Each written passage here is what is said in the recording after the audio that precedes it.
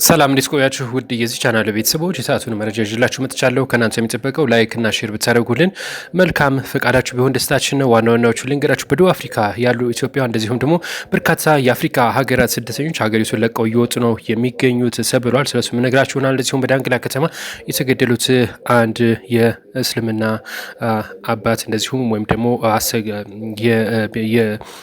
ሼክ ተገድሏል። በዚህ በዳንግላ ከተማ ስለሱ መረጃ አለ። እንደዚሁም በሆሳዕና ከተማ ምንድን የተከሰተው አሁንም ውጥረት በዛ የውሾች ግድያ ተጠናክሮ ቀጥሏል። እንደዚሁ መረጃ አለን። የራቢስ በሽታ ተከስቷን የተባለው መረጃ አለን። በገዛ ሀብቷ የምትወስነው ኢራን ነች ሲሉ እንደዚሁ እንግዲህ የኢራን የባለስልጣናት ይፋ አድርገዋል። ከዚህ ጋር በተገናኘም እንደዚሁ በአውሮፓ ሀገራት ላይ ከባድ ሙቀት መከሰቱም ጭምር ነው የተነገረው። በዚህ ሙቀትም ወደ 1500 የሚሆኑ ሰዎች ህይወታቸው ማለፉ ተነግሯል።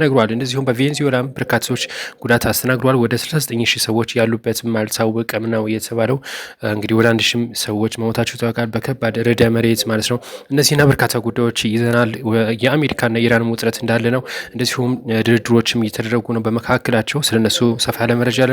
የመጀመሪያው መረጃችን የሚሆነው በደቡብ አፍሪካ ስላለው የስደተኛ ጠል ጉዳይ ነው። በነገው ዕለት ሰኔ 30 ያልቃል በፈረንጆቹ ጁን 30 ማለት ነው። ይህንን እንቅስቃሴ በማስመልከት በርካታ አፍሪካ ሀገራት ዜጎቻቸውን እያስወጡ ነው የሚገኙት። የተለያዩ ሰብአዊ መብት ተሟጋቾችም እያስጠነቁ ነው የሚገኙት። ከነዚህ መካከልም ዜጎቻቸውን እያስወጡ ካሉ ሀገራት መካከል ማሊ፣ ዚምባብዌ፣ እንደዚሁም ናይጄሪያና ኡጋንዳ፣ ሞዛምቢክ ይገኙበታል። እነዚህ ሀገራት በስፋት ዜጎቻቸውን እያስወጡ ነው የሚገኙት። በከተማም ረጃጅም ሰልፎች እየተስተዋሉ ነው የሚገኘው።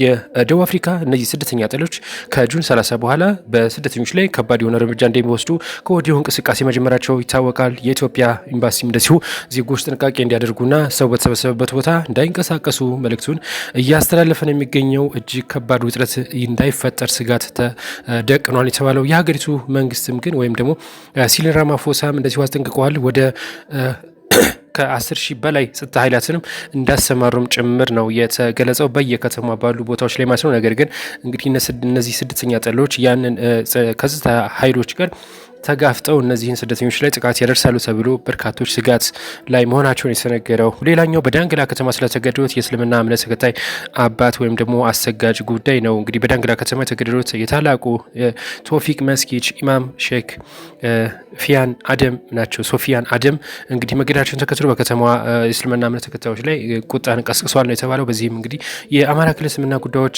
ምክር ቤትም መግለጫ ማውጣቱን የደረሰ መረጃ የሚያሳየው ማን እንደገደላቸው እስካሁን ይፋም እንዳልተደረገ ጭምር ነው የተነገረው ማለት ነው። ሌላው በሆሳዕና ከተማ ነው። እንግዲህ በሆሳዕና ከተማ 2 ህጻናት ተማሪዎች ህይወታቸው ማለፉን ተከትሎ በከተማዋ የራቢስ ውሻ በሽታ ተከስቷል የተባለው።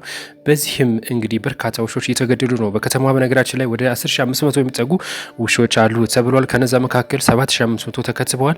የቀር 3,000 አልተከተቡም።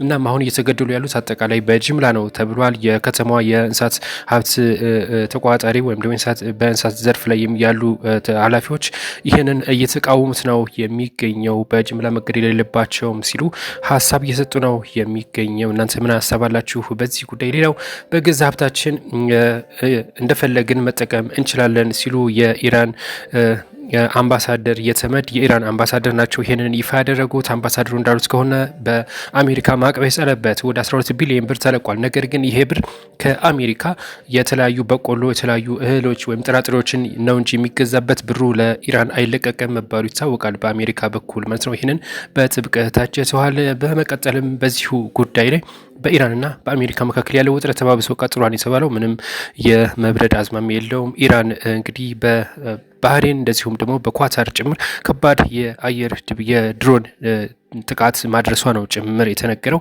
አሜሪካም እንደዚሁ በኢራን ላይ የተለያዩ የተመረጡ ቦታዎች ላይ ጥቃት ማድረሷ ነው የተገለጸ ማለት ነው። ምን ያክል ጉዳት ደረስ የሚለው እስካሁን ግልጽ እንዳልሆነ ጭምር ነው የተነገረው። ሌላው እንግዲህ በአውሮፓ ላይ ነው። በአውሮፓ ላይ እጅግ ከባድ የሆነ ሙቀት እንግዲህ እየታየ ነው የሚገኘው። በዚህ ሙቀትም በአውሮፓ ባሉ ሀገራት ላይ በፈረንሳይ በተለይ ወደ 1500 አጠቃላይ በአውሮፓ ማለት ነው ወደ 1500 የሚጠጉ ሰዎች ህይወታቸው ማለፉን ታውቋል። የትራንስፖርት እንቅስቃሴ፣ የንግድ እንደዚሁም ወደ 900 የሚጠጉ የበረራዎችም እንደዚሁ መታገዳቸው ነው የተነገረው በሙቀቱ ምክንያት ማለት ነው። እንግዲህ ከዚህ ጋር በተገናኘም የቴድሮስ አድሃኖም እንደዚሁም መግለጫ አውጥተዋል። በዛ የተከሰተው ሙቀት የዓለምን 2 እጥፍ ነው ሲሉ ነው የገለጹት። እናም ማስጠንቀቂያቸውንም እንደዚሁ ሰጥተዋል ነው የተባለው።